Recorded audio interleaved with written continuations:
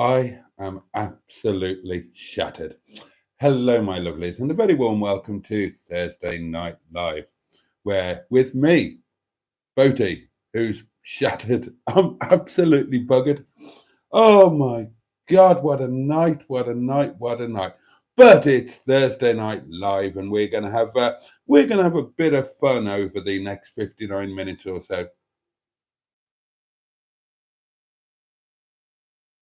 Oh, that's nice. That's nice. And I will bring you up to speed with all of my news. Now then, who have we got tonight? Joe, Cars with JC.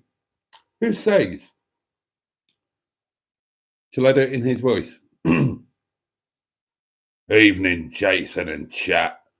Firstly, how is everyone? And secondly, are we all sad to hear Pride of Longbridge is cancelled? Good evening, Joe. Lovely to have you here with us.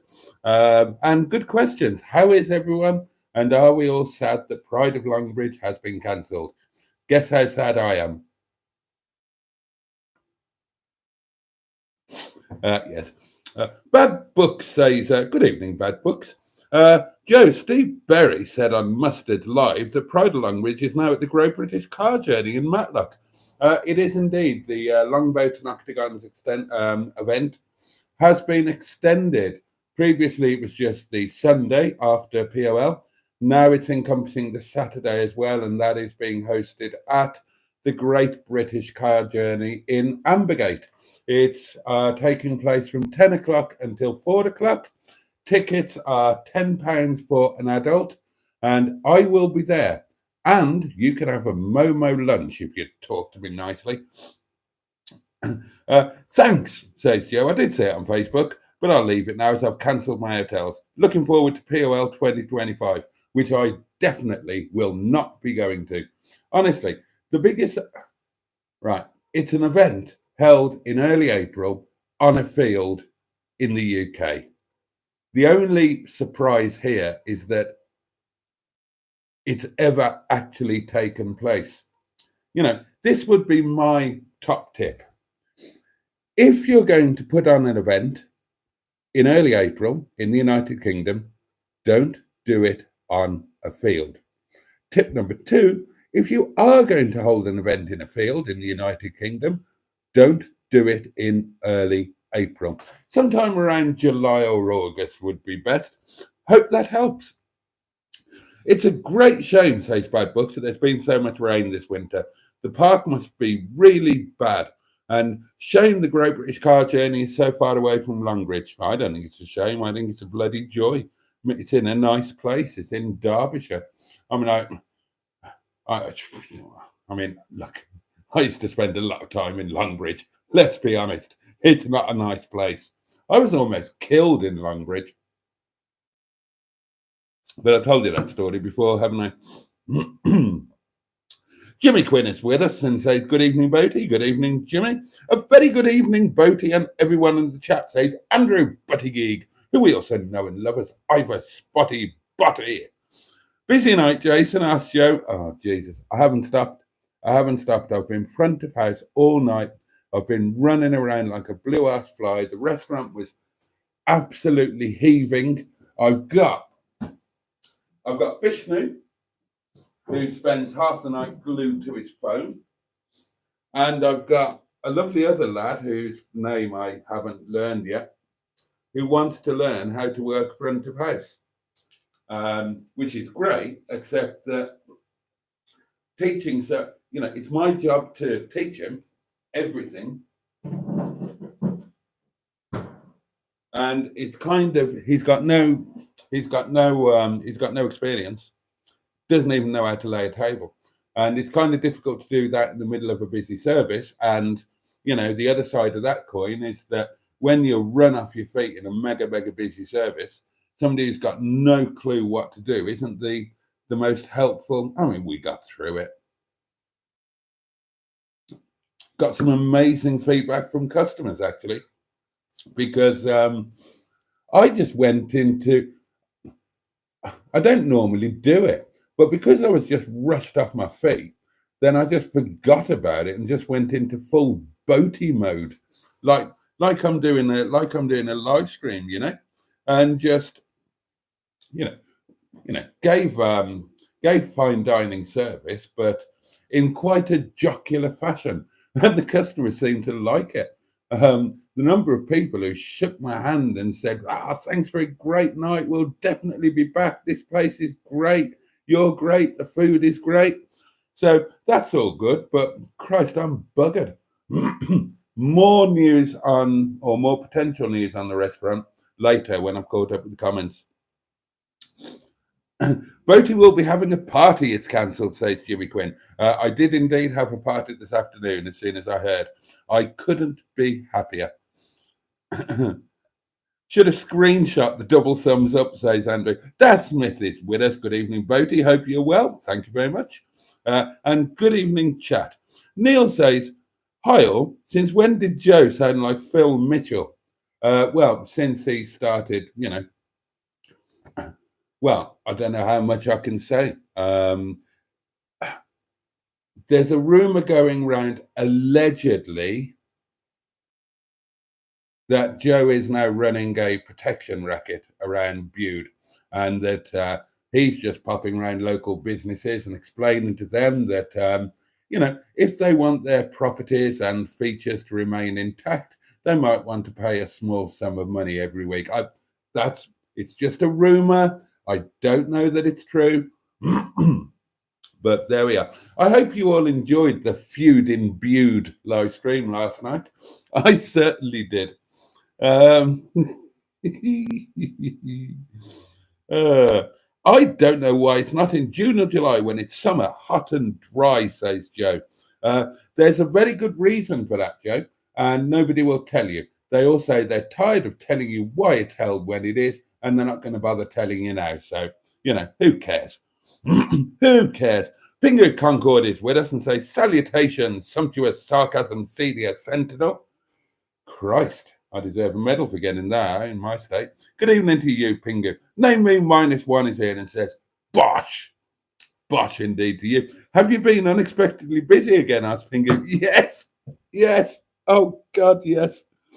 Oh, dear. 90% unexpectedly busy. I see no one has sent you a rude candle yet, says Jimmy F500. No, not yet. Not yet. Oh, and quite rightly, Pingu says, respect to Mr. Captain Greenstripe von Buttkick. And I would imagine that in response, he would say, yeah, thanks a lot. Cheers, Pingu. I imagine. I'm just voicing him up. Oh, hello. Captain Mustard is here. Good evening, Captain Mustard. King of the live streams, although Mustard is slacking. He's only done 2 live streams today, and they were 12 hours each. God above.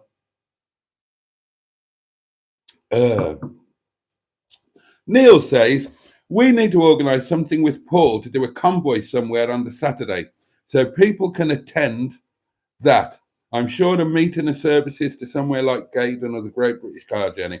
Yeah, well, include me out of that. I will be heading straight to the Great British Car Journey.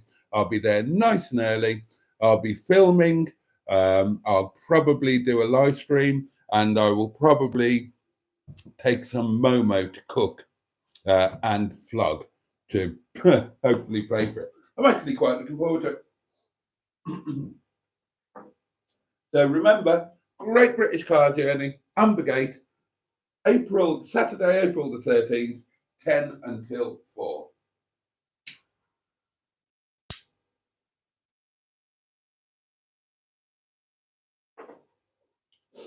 Okay.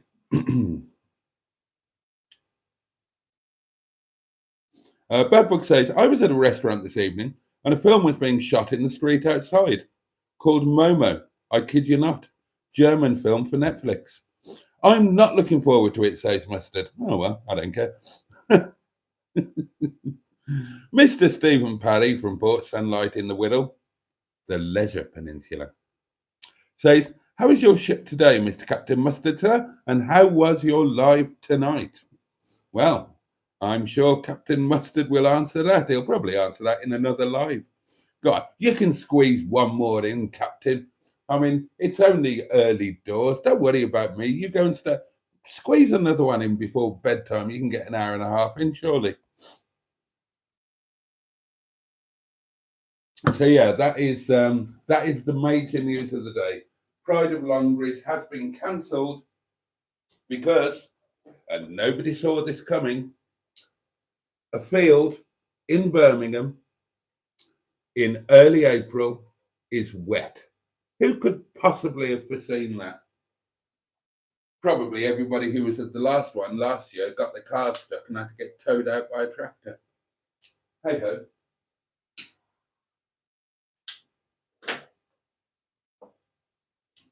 Having spent a lot of time at the Great British Car Journey, where the alternative is going to be held, allow me to reassure you that the Great British Car Journey has tarmac.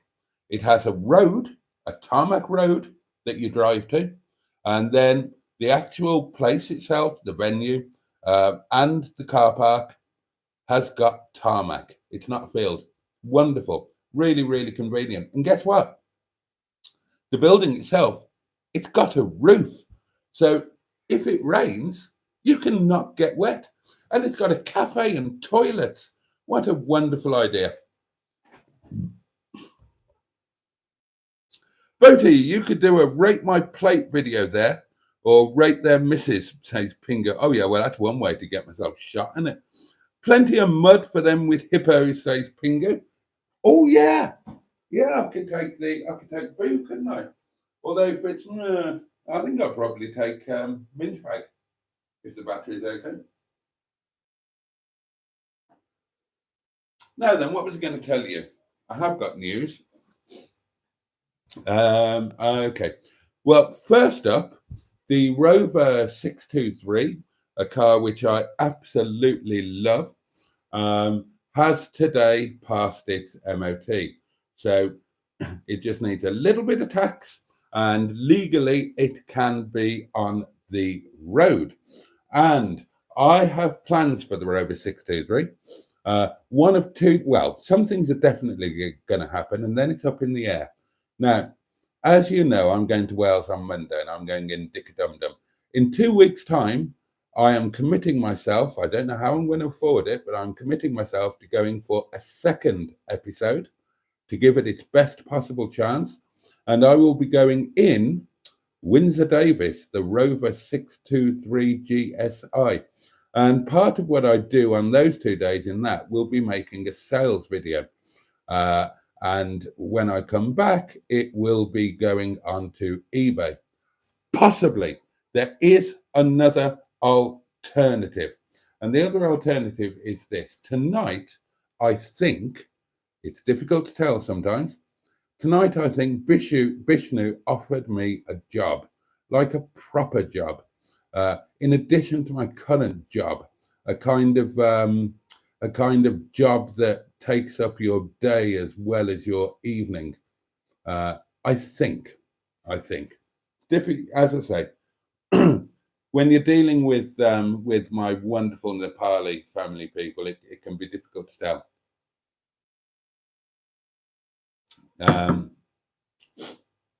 And the job would be kind of having an office base at the other restaurant and effectively running the empire on a day-to-day basis. So that would be both restaurants, the new business, which is property development, so on and so on and so on and so on. Now, if I were to take that job, then, well, firstly, if I was actually offered that job, because I can't be certain, and secondly, if I were to take it,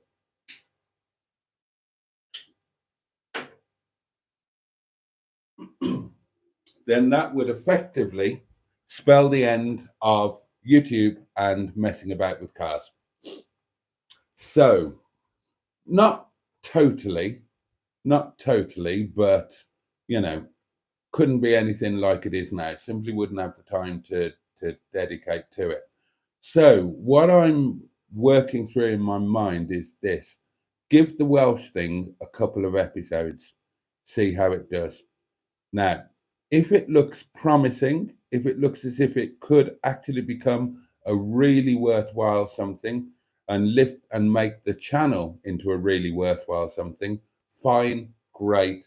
Everything will stay as it is, and I will work my ass off so that the Welsh things can continue on a fortnightly basis, either taking cars of my own or probably taking sales cars, so to combine it as a sort of sales video as well. Um, Forgotten how I started that sentence now. Oh yeah, so that's what will happen if it looks promising. If episode 1 and 2 just totally die on their asses and just do the same numbers as I'm doing normally, then that's it. That's it. I'll take the job. I'll flog all of my cars apart from a daily, and I will buy Windsor Davis, the 623, because it's a car. It's a car that really suits me. Mustard said the first time I was driving it, he said, "That looks like your car. That looks like the car you should have." And when I drove it back from where we bought it from, and when I then drove it from here to the yard, it did indeed feel very much like my car. So if I take this other job, well, if I'm offered this other job, if I have been offered it, and if I actually take it, then YouTube's going to be a lot smaller, and I'm not going to be. It's going to be a bit of fun, bit of community. It's not going to be me trying to turn it into something that I could actually make any meaningful money from. And there'd be no point in having a fleet of cars because I'd never have any time to play with them. So I'd go down to just two: a daily car and a weekend, high days and holiday car. And honestly, I can't think of a better car for that than Windsor Davis. I absolutely adore it. So that's where I'm at in my mind now. Maybe you have thoughts on it. Maybe you don't. I don't know. Let's get back to some of your comments, shall we?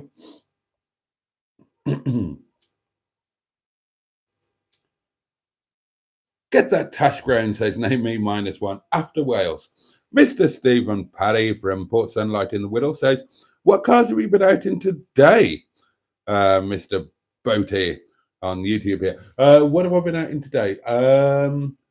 Not really been out in anything. I gave Dick a Dum Dum a bit of a wash, and I thoroughly vacuumed all of the interior.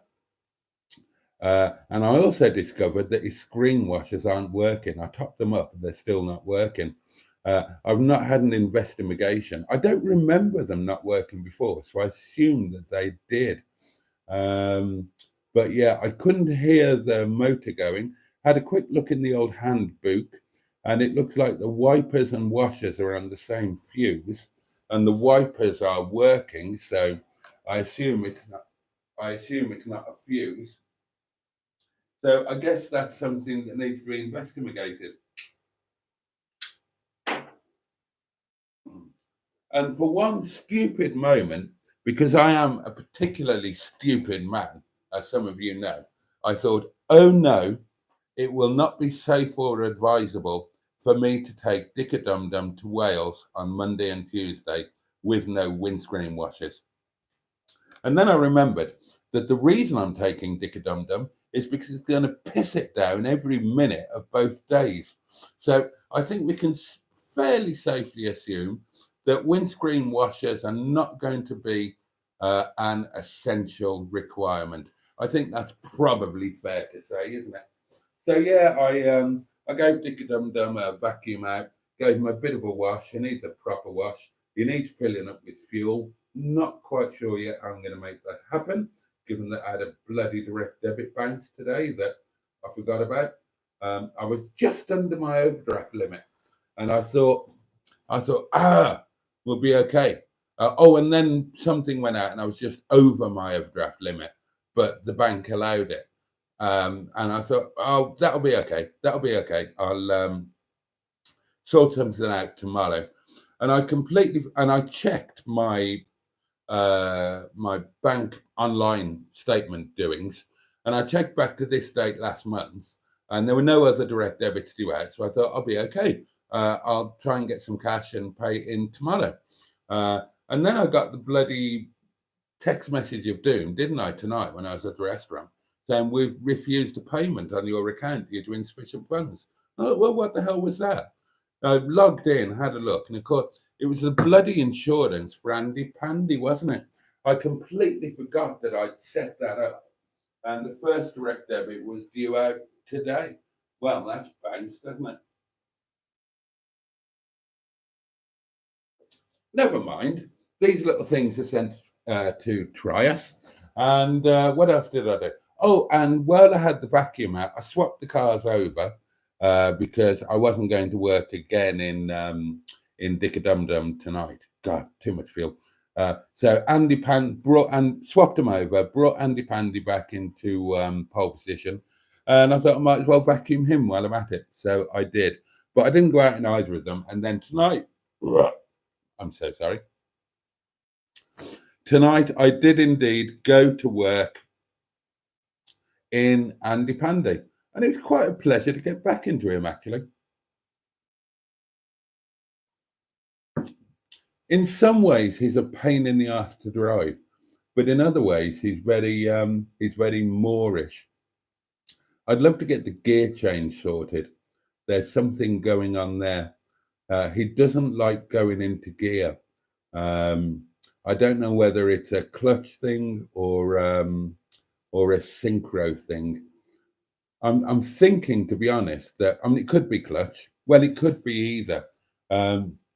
Going up the box, he's normally okay. Going down the box, he can be recalcitrant, or on occasions he can be impossible, unless you double declutch and rev match.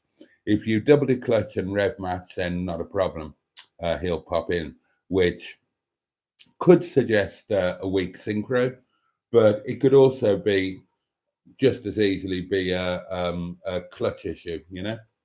So, but other than that, he drives so well. That ridiculous L series diesel noise and that nonsensically effortless tidal wave of torque is really quite addictive. And I must say, I do like the sound on that really cheap Chinese gramophone I put in him. Sounds really good. But I didn't get to drive him much tonight because, as I say, I was running around with plates of food and being nice to customers all night. I must say, a lot of it I really did enjoy. I liked being a bit more. Isn't it weird? Because I was busy, in a weird way, I was kind of more relaxed. And I really enjoyed that with the customers. And I think that they responded very well to it. I know they did. I think they found it surprising to get a bit of, I don't know, humor, personality, whatever you want to call it. And I like to think it added to their evenings. And a couple of them were really, really lovely. And I thought, I like you people. So I gave them some free desserts just because I liked them. And I upsold them a load of drinks.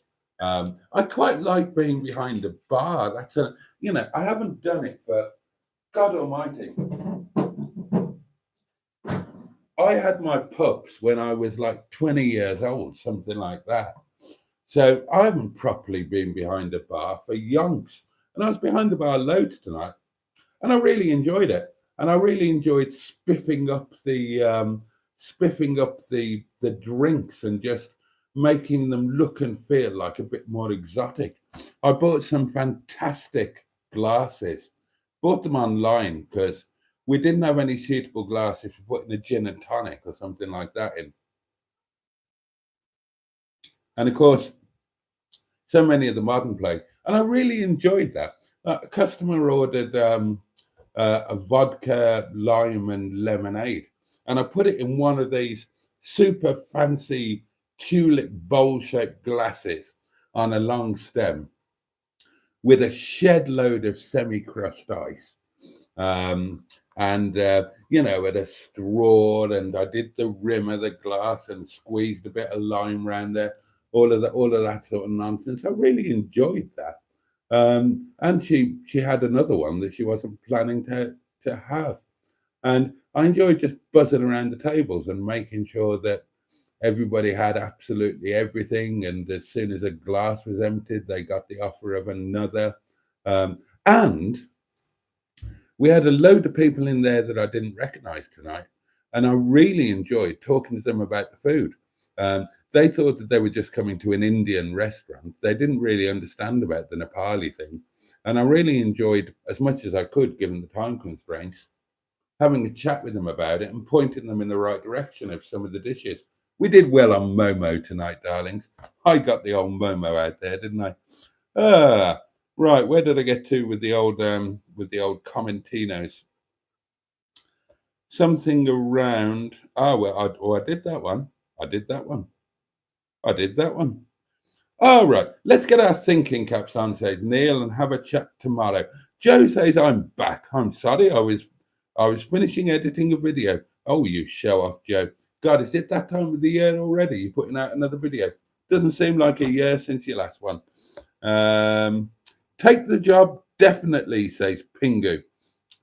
Neil says, I'm guessing we need a service station close to the yard or halfway between here and the Great British Car Journey, and then convoyed down.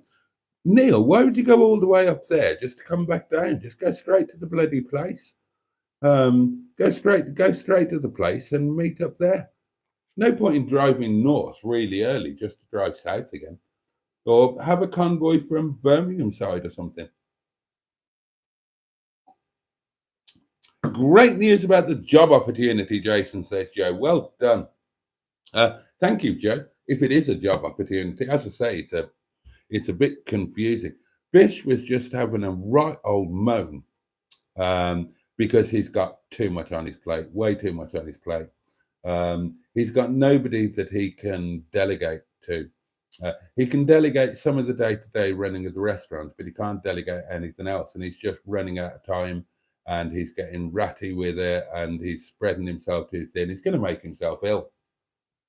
So I kind of suggested what he should try and set up, not suggesting that I should be involved with it in any way, shape, or form. But I said, look, you could do this, and you could do this, and you could do this. We've got so-and-so here in Clay Cross. We can give them a little bit more responsibility. They will be able to do this, this, and this. And then we sorted, actually, in Spacer tonight, we sorted out a new front of house manager for our restaurant in Ripley. So he will be coming quite shortly. He's in Nepal at the moment, where we've got the visa application in. He'll come on a 5-year visa, and he's got experience. He'll be absolutely fine. He was born in 94, so he'll be 29 or 30 years old. So he should be absolutely fine. We'll soon bang him into shape. And then I was just sort of saying, look, you need to find somebody good with a bit of experience and with good English skills, and just get them get them on board, somebody proper, so that you can delegate the administrative stuff around all of the businesses and all of the stuff that anybody it's like, the people in the restaurant, they can deal with most stuff, but when it comes to dealing with PR or marketing or anything like that, they can't do it. When it comes to dealing with financials, they wouldn't be allowed to do it. Bishop wouldn't share that kind of thing, quite rightly. Dealing with the VAT man, all of that sort of thing. And I said, you could do that quite easily. I said, you've got loads of space at Clay Cross. You could set them up in an office in there, and just delegate and let that. I said, you shouldn't be doing this admin stuff. You should be doing the bits that you can't trust anybody else to do, the financial bits. You should be making the decisions, and you should be going out there making money. That's what you do. That's what you're good at. And he sort of said, yes, great idea. You do it. You do it. You're the one. You're the one I trust. I'll look after you. I'll put you in a really nice office. And he went on and on and on. And I said, yeah, maybe that could work. Yeah. So, crikey, says Andrew. A bit of rain, cancelled POL. With that attitude, it's a wonder you lot knocked off the boss during that little thing called World War II. The RAF didn't cancel the Battle of Britain due to a touch of moisture. I agree. 623 definitely suits you, Jason, says Joe. 623 suits me better, says Mustard. No, it doesn't. You're too scruffy. You're too scruffy for a 623. It's your life, Jason. Do whatever makes you happy, mate. All change, please. Next stop, Boaty, not Skint Street. That's what it's all about. That's what it's all about. At some point, I've got to screw the loaf. I can't. I'm 53 years old. I can't keep going on, robbing Peter to pay Paul, just not really living within my means in the hope that something is going to change and something is going to happen. I've worked quite hard at this YouTube thing. It's been worth all of the effort just for the friends I've made, for the company I've made, and for the community aspect. And that won't change. That'll never go. That will never go away. It means too much to me. In terms of actually the channel becoming a reasonable part-time or even full-time income, that hasn't looked like happening at all, quite naturally, because I upload a load of crap. I said last year and through the winter that this summer I would give it a go at doing a few bits properly. And it was always going to be the Welsh bit. You know this. You listen to me witter on endless winter nights. And now that opportunity has become a bit more exciting because obviously there's somebody else on board with it who really could make all the difference and give it an incredible kickstart in terms of views, in terms of potential subscribers, etc., etc., etc. So that all says to me that this should be the kind of last order, shit or get off the pot. Let's see if we can make this work. And if we can't make this work, then YouTube as a business is simply not for me. Perfectly understandable. YouTube as a business works really well for people who are young and beautiful and have breasts or have large amounts of money and can buy nice cars, or have reasonable amounts of money and can fix nice cars.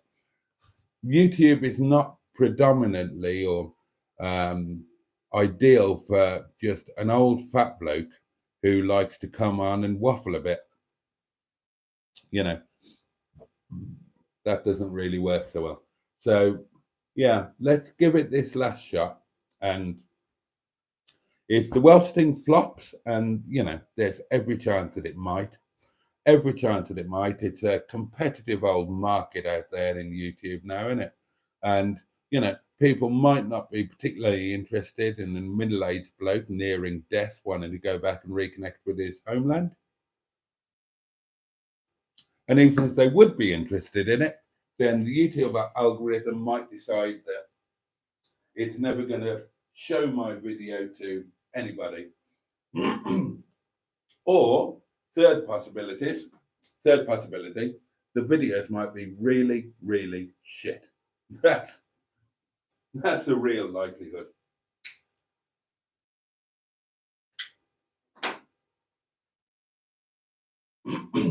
And if that's the case, if they do die on their arse, then that is just the oh, hello, John. John's letting us know that he's watching, but he's still not well enough to kind of get involved. Um, yeah, and if that's the case, that's absolutely fine. But I've just got to be sensible and say, okay, YouTube is really, really cool hobby or a really amazing social life, given that otherwise I'd be isolated. And that side of things can continue, but just forget about any ideas of YouTube having any kind of a future for you in terms of income, and just concentrate on what you can do to earn a living and make sure that you live within your means and stop trying to have a fleet of cars and all of that sort of thing.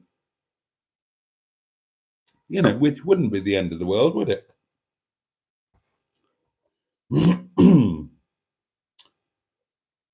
Siphon some go-go juice from some of the fleet, says Andrew. Wait, you think the fleet is sitting there with full tanks of petrol? Do you not know me? Get some trade cooling oil in Andy Pandy's fuel tank. They love cooking oil, the old L series diesel, says Neil. Might be the gearbox mechanism under the car, says Joe, talking about the difficulties. And Neil would agree with that. They do get very sticky. All right. And Joe says, I had the same problem with second gear in Michael Jackson. Since Neil and I greased the gearbox mechanism under the car, it's silky smooth with no crunching gears. And it also goes into reverse more easily. How will we survive without Boaty's lives every 5 minutes? Says Pingo. Oh, yeah. Mustard's live. Fuck that. Fuck that. I won't stop doing the lives. I mean, the lives are done at night after work. That won't change. These will still bloody happen. I just wouldn't be able to do the other video stuff during the day because I'd be at work. The bugger off, Pingu. Don't you dare all go running off to Mustard and leaving me high and dry. God. The lives will continue. They're the one thing that will definitely continue. I live for these. Mustard doesn't need you lot. He's got all of his young, cool American audience.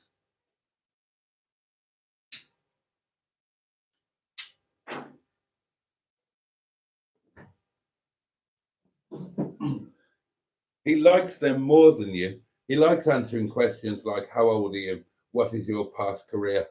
Are you gay?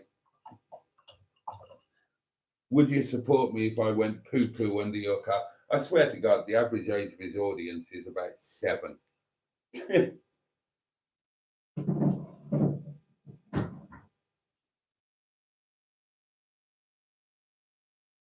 And given that a lot of them appear to be Americans, the average IQ probably isn't much higher.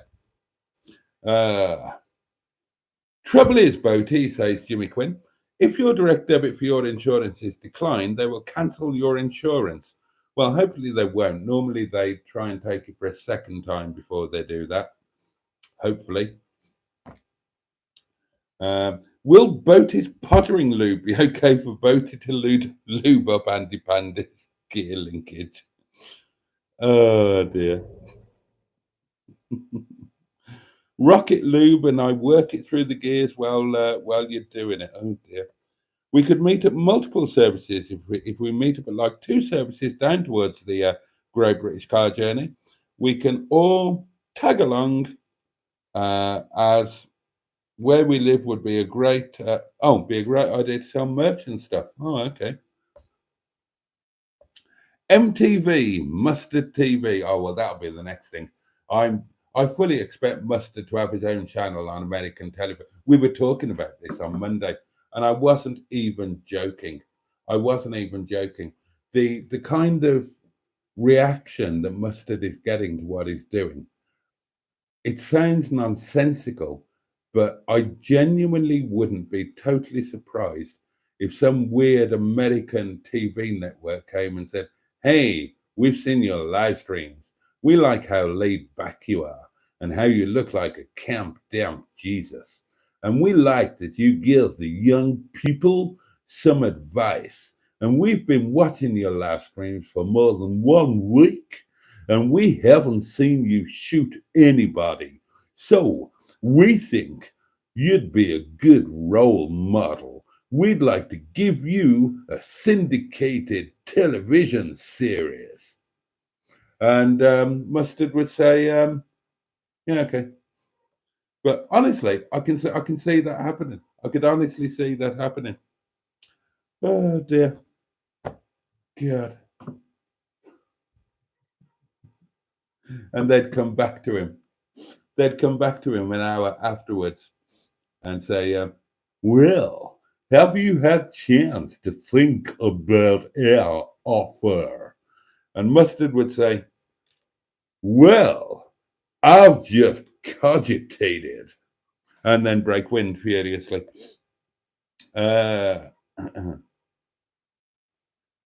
Mr. Stephen Paddy from Port Sunlight in the Whittle, the Lesser Peninsula, says, if you did the two jobs, would you be reducing your hours in the restaurant? No, that would be the point, you see. No, that's why I wouldn't have time to do anything else.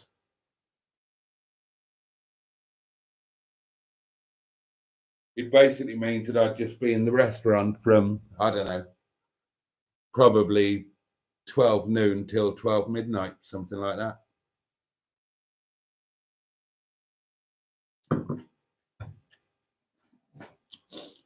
Oh, and hi, John, says Andrew. Hi, John, says Jimmy. Keep fighting, John. Think of your matey, says Pingu.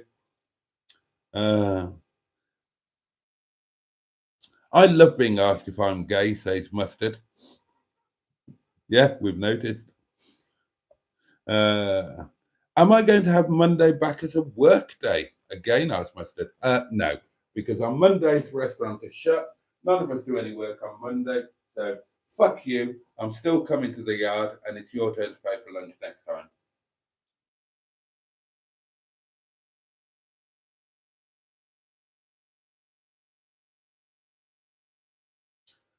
I mean, there is a theoretical third possibility. There is a theoretical third possibility.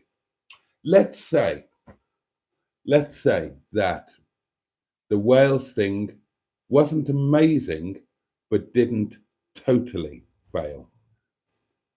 Didn't quite show enough promise, but kind of showed more promise than anything else had. Then there could be a third way if this other job was to prove to actually be a thing. And there's no guarantee of that. There's no guarantee of that. I know how close Bish and I are. I know what help he needs. Don't forget that we're still trying to buy the premises at Ripley, and I still want to do the Airbnb thing up there. We're doing other stuff too. So I know that it's not total pie in the sky. It's a lot more likely than me becoming a star on YouTube, put it that way. But the potential third way would be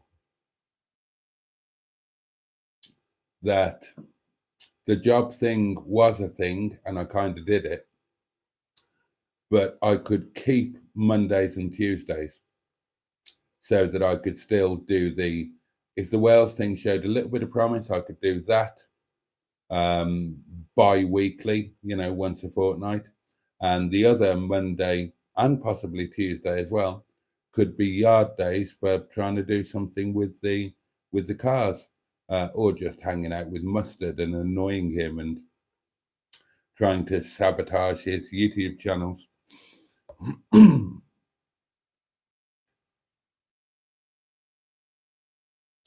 Diddly dee, diddly dee. Growing up and being an adult sucks, says Naomi -1, and I completely agree with that. Completely agree with that. Gotta love the low IQ crew that visit Mustard live. Well, somebody's got to love them. Their mothers, possibly, not me. First day back in work after 4 days off, so meh, says Naomi -1. I'm dressing that. Oh, right, I'm dressing that as well. I'm back for 2 days next week, then back off for Pride Longbridge, then back in for 8 days. Bloody nightmare. I would think, says Jimmy at 500, that doing YouTube as your income is a bit precarious, can maybe put you under pressure. I don't know. What do I know? Well, no, you're absolutely right. You, it's a weird thing. You're kind of living in hope. You're living in hope that that one day something might click like it did for other people, other channels, and you'll figure out what to do better, or people will discover you and love you, or more likely, a combination of them both. And suddenly, with a bit of work and a bit of effort, you can become a hubnut or a furious driving or a blot outdoors or a camper vibe or name a million other channels who manage to make a living out of YouTube. I mean, on one hand, it's a ridiculous thought, but then on another hand, it isn't, because part of you will say that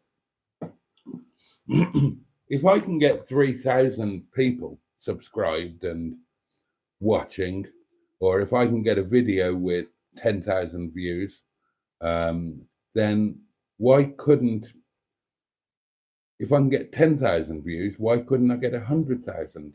If I can get 3,000 subscribers, why can't I get 30,000?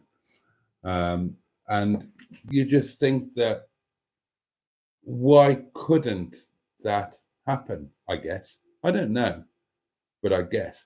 Plus the fact that just doing YouTube is incredibly addictive. And before you know where you are, you're getting carried away with it, and you're making excuses for the fact that you can't pay your bills. And you're doing videos when, you know, stacking shelves in Tesco might not be as creatively satisfying, but would mean that your bills got paid. And as you quite rightly say, Jimmy F500, it does put you under pressure because, well, because you're not. I remember reading a thing when I was younger, and it said income, whatever it was, £200, expenditure £199 99p, happiness. Income £200, expenditure £200 and 1p, unhappiness. And that's kind of how it is. If you're not living within your means, then of course you're always going to be under pressure.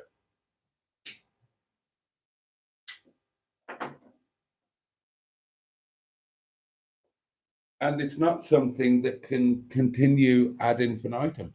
As lovely as it would be to be able to earn a living from doing what you love, at some point you've just got to pull a switch and say, yeah, well, okay, look, I need the I need the emotional certainty of knowing that I can pay my bills on a monthly basis, and I haven't had that for a while. And it's quite a nice thing to have. I have had it since I was taken poor. Before my accident, then when I was doing the nonsensical hours at Sainsbury's,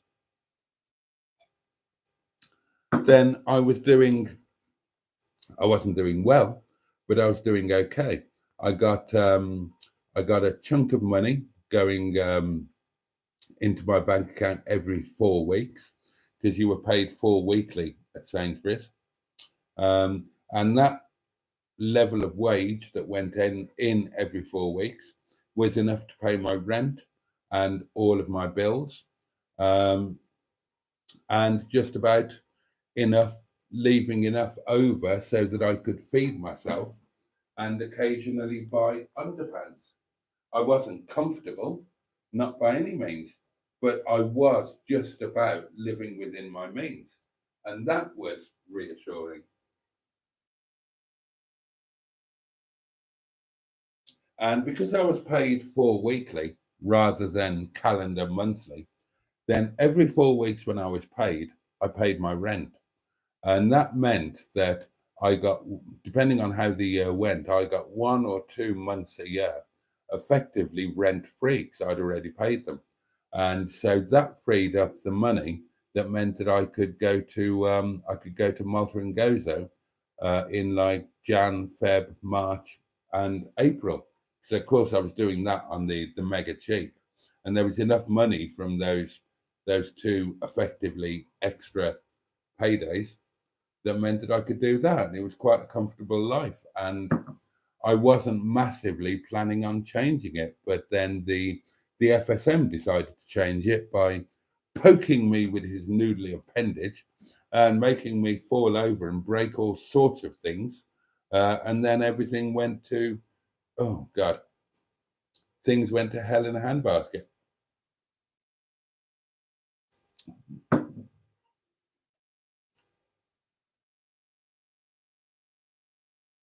What the, says Ben. It's like listening to Dirty Harry learning his lines. And what's up, Windy Miller fans? I lost another subscriber after our Mustard and Boaty video this week, says Mustard. Glad to hear it. I mean, I'm not really, but what can you do?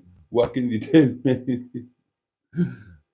It just seems that a portion of your current audience, and possibly a portion of mine, because we don't get good views on my channel either, they don't find us as funny or as entertaining as we do. Maybe against all the odds, the Apple podcast will take off. You never know. John Moretti says, will the Wales video fund some new candles? Well, this remains to be seen, doesn't it? I mean, it might.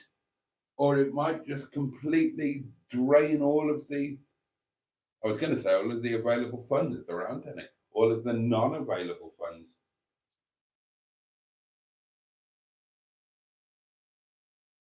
I just don't know, John. I've got no idea what the Wales video will or won't do. And I feel totally out of control of it now because Sean is going to write it. Sean is going to produce it, Sean is going to direct it, and Sean is going to edit it. So basically, I'm going to do what I'm told.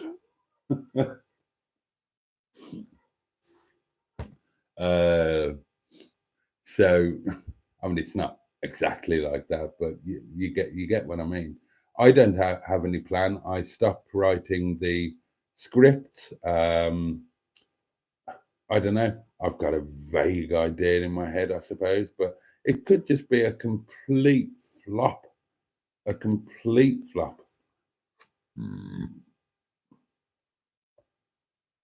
00 Garage is here and says hello, and hello to you.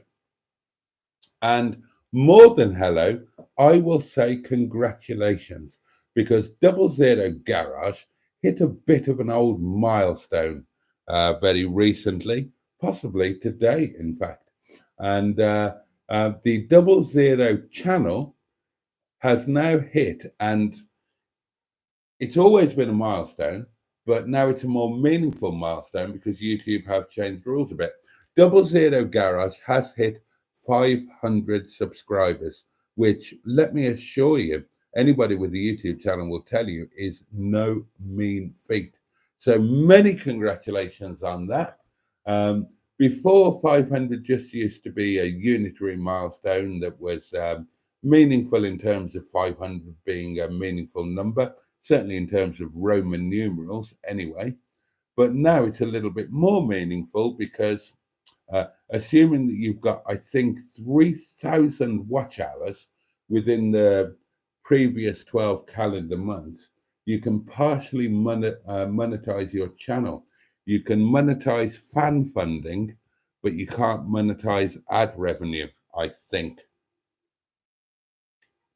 Okay. Right, you need about 1,000 more watch hours. With yourself and Sean, says Jimmy at 500, you might have a fighting chance with the Welsh bids. Well, that's the hope, isn't it? That's the hope.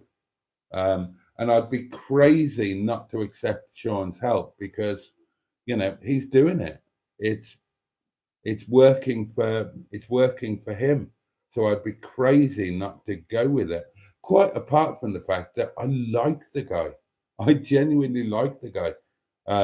There's maybe it's a Welsh thing, maybe it's that we've both worked in the same field, maybe it's that we're both Well, he's about to hit 50 in a little while.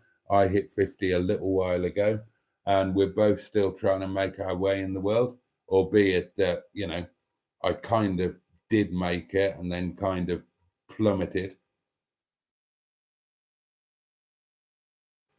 But I genuinely like the guy, and I like the content that he puts out. It strikes a chord in me.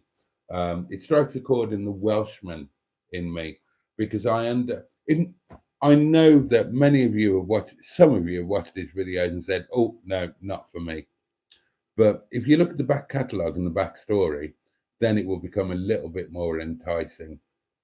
And if you understand the mentality of the Welsh Valleys, which of course I do, then it kind of makes a lot more sense in many ways. But hey ho.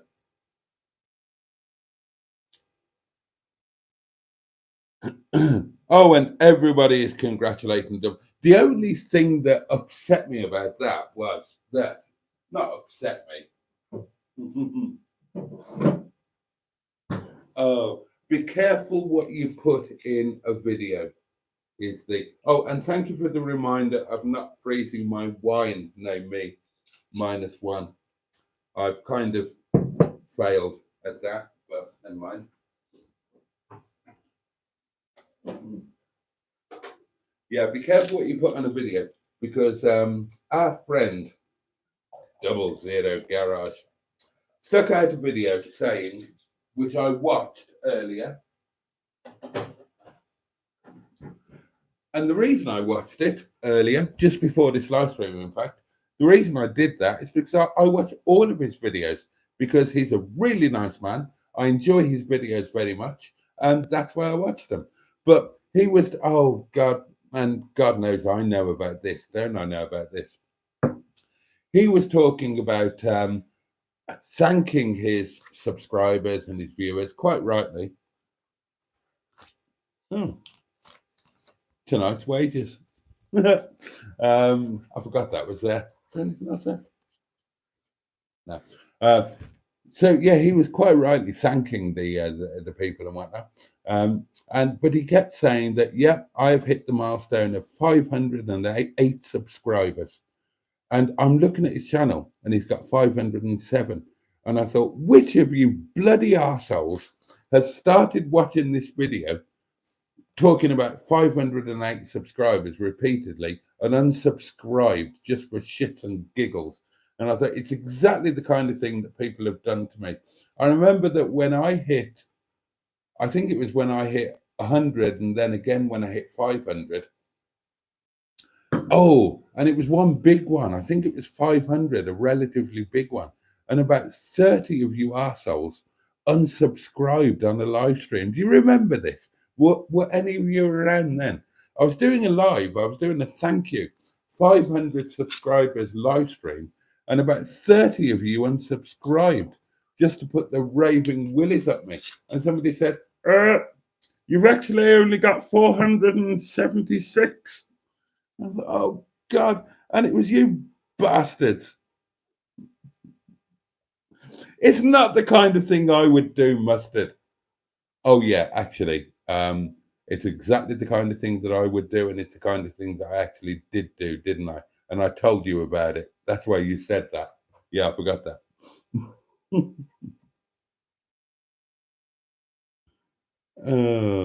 Yeah. Well, we had a piece of advice on Monday night saying that when you get an unsubscriber, or when you get somebody who tells you that they're going to unsubscribe, then don't worry about them. Just think about the next 1,000 people that will subscribe. Oh, a big hidden comment. Boaty and Mustard, says Andrew. Did you know that Charlotte Church has a podcast channel, Keeping Up with the Cardiffians and Swearing? Charlotte needs a bucket load of pottering lube to wash her mouth out. I can think what Mustard would like to. Oh no, don't say that. I remember that, says Jimmy Quinn. Yeah, you swines. I remember you doing that to me. Okay, darlings, it is midnight. It is Thursday night. And that means that this is going to be our last get together. 34 of you still watching, for which I'm grateful. 14 of you have tickled that old like button. This is going to be our last little get together before I head off to Welsh Wales with no money in my pocket, but my hopes and dreams at the forefront of my mind. Seriously, all joking apart, I know that it's going to be emotional. I was thinking about this today. I haven't had a proper moment back on the family mountain or at home, really. I've been back once or twice, both times with Chinese madam, so I didn't get any particular time. I left Wales when I was still married. My separation had ended, we were trying again, and I was told to sell my Welsh home, my family home, in order to give the marriage another go. I did it. When I cleared some bits out of there, I cried my eyes out. I sold it, and I had to sell it in short order. I sold it in auction. I sold it, I walked away, I drove away. Obviously, the reattempt at the marriage after the separation didn't go well. And I felt so guilty, I never, ever went back home. I never went back to Wales for years and years and years because of the sheer guilt. So I know this is going to be emotional. I went back on a kind of flying through visit with Chinese madam when we went to her house in Swansea when she'd come back from China and moved in with me. We went to her house in Swansea to get the bits and pieces. I drove her up the family mountain. She created a terrible scene and almost killed us both by screaming and shouting and crying and throwing herself all around the car. And I showed her my family home, and she did very kindly say that we will buy this, we will buy it back, and we will live here. Obviously, that didn't happen. Other than that, I haven't been back home for a long time, and I certainly haven't been back home since I had my family home there. And I know that that is going to. It was different when I was there fleetingly with Chinese madam. When I'm making a video about it, I'm going to have to talk about it. And I know that that's going to be incredibly emotional.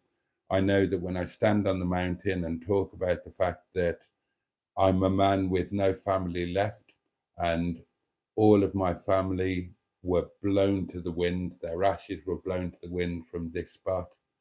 I know that's going to bite, and I know that it's going to break me into pieces.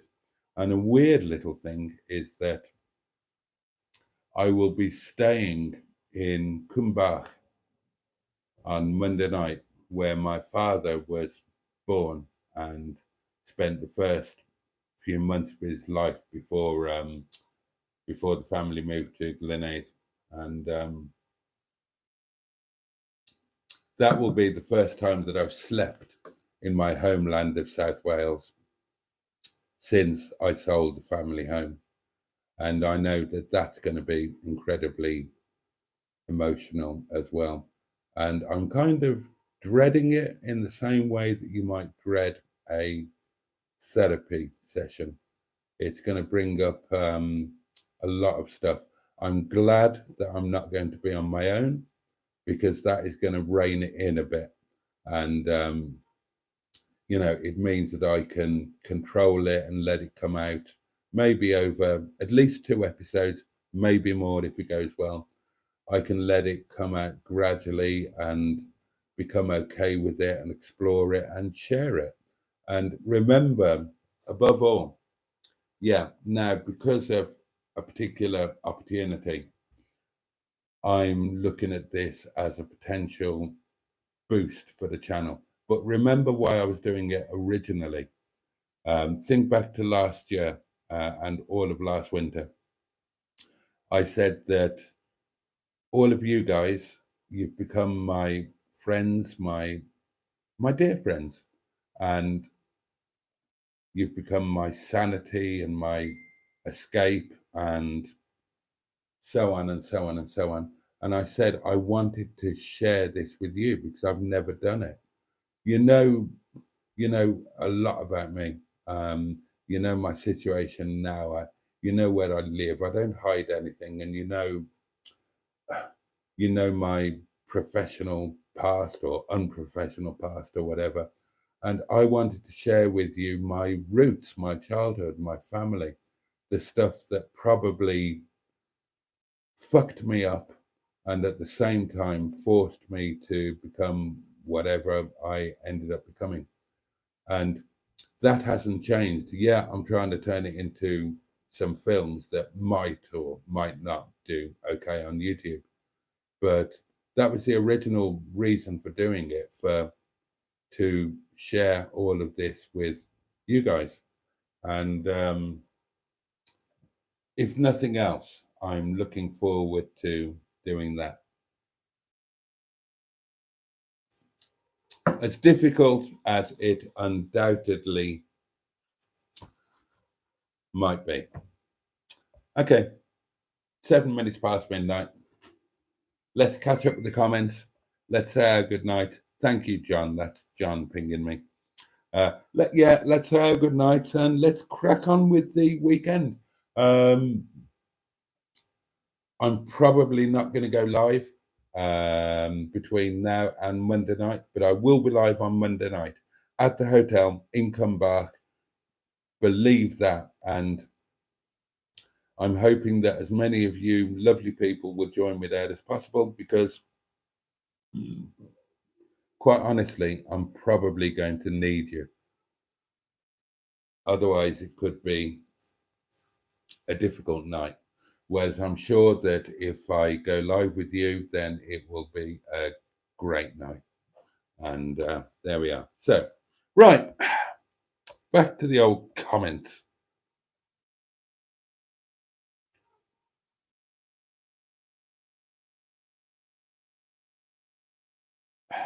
Right, that's where I got to, wasn't it? That's where I got to, wasn't it? Don't forget to like, says Jimmy Quinn, having said that he remembers when everybody screwed me up by unsubscribing. You could always meet up with Sean while in Wales and do a collab, says 00. Well, that's exactly what's happening. We're not only meeting up, but yeah, we are doing a collab. He's writing the basic script for it. He's going to produce it, direct it, and he's going to edit the first episode. So, and hopefully it will be an ongoing thing. Oh God, just woke up and missed it all, says Barry Scrotter. Have a great time, matey, says says Mustard. I'll be back before you know it to make your bloody life a misery, won't I? And I'll tell you something. Even, he said, reaching for the stars, even if it became the most successful thing YouTube had ever seen, it still wouldn't be every week. So I'm not giving up the yard and Mustard. I'm going there at least once a fortnight. I'm looking forward to the Great British Car Journey now, says Neil. I'll bring my camping stove and some momos. Oh, good shout. Good luck on the road, old man. Hope you have fun, says Mr. Stephen Paddy. That's kind. Joe is off to bed, got work in the morning, night all. Great live, Jason. Thank you. And hope Monday goes well. You do have family left. You have all of us right here. And we all love you, says Neil. And I know you do. And God bless you for it. And seriously, please be with me next Monday night, because I really am going to need you. I really am. Title: Pride of the Land of My Father. Oh, Ben, you always come up with a belter. You always come up with a belter.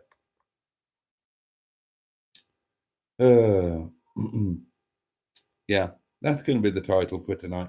Good luck, Boaty, says Barry Scrotter. Have a nice time in Wales, says Jimmy Quinn. And stay away from women with tracksuit bottoms. That's good advice. And you can do it, Boat. Oh, Pingu, you can do it, Boaty. We believe in you. Oh, don't make me cry now, for Christ's sake. I'll be crying enough on Monday. That is it, darlings. That is it. We are done for tonight. Thank you so much for sharing your time with me. Thank you so much for putting up with my witterings. I hope you all have a fantastic weekend ahead. Again, massive congratulations to good old 00 Garage on the old 500 subs. And if you've not watched his videos, then he is a supporter of my channel and this community. If you're not subscribed, please go subscribe, watch his videos. I watch them, I enjoy them, you will too. And I've met him, and he's a lovely, properly lovely bloke. See you on Monday, Boaty. Good night. Yeah, well, that's it. Oh, God. It's going to be a mad weekend. I know how it's going to go. I'm going to panic about preparing things, and I'm going to end up not preparing anything. I won't take any food. I'll end up buying a supermarket sandwich. What the hell? What the hell? Don't forget your pottering lube, says Pingu. Pottering's going to be the... Oh dear. I doubt there's going to be much hot pottering action on this trip. Mind you, you never know. I mean, we are talking about Welsh girls after all, aren't we? God, I'd forgotten about that. Oh, I'm suddenly a bit more excited about spending more time in Wales. Whoa! Darlings, thank you so much. Your company means the world to me. Yeah, there'll be daily diary videos, I think, up until Saturday at least, and then they'll probably be paused over Sunday, Monday, Tuesday, and then probably come back. But yeah, I'll be live on the old Monday night, so you'll know what I'm up to and what I'm doing, and you can be sure I'll be bloody drunk. That much is for certain.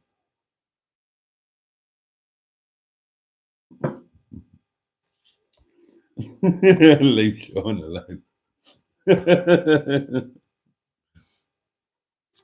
Thank you, Andrew. Really appreciate it. Really appreciate it. And yeah, there we are. So good night. Oh yeah, it's going to be another Throwback Thursday tomorrow. And unless I change my mind overnight, I'm going to do the Throwback Thursday. Will be reposting the Fiat 500 video because it never did the views that it deserved to. So I'm gonna have another look at it. I might re-edit it, give it a new thumbnail and a new description, and see if a few more people can get to see. Because it's one of my favorite ever videos, and I was gutted that it kind of died on its arse. I didn't think it deserved to. The return of the big Welsh pottering dragon. Lock up your daughters. Sean and his lovely leak, says Ben. Oh God, yeah. The leak, which he's now claiming has been several different leaks over the previous week. God knows what's going to happen Monday or Tuesday, but yeah, I will see you on Monday night, darlings. Thank you so much for just being there, and have a great weekend. Have a safe and peaceful night. Have the best day tomorrow that you can, and above all, take great care of yourselves. Oh, and John, much love to you, mate. Pursuit and indeed, bosh.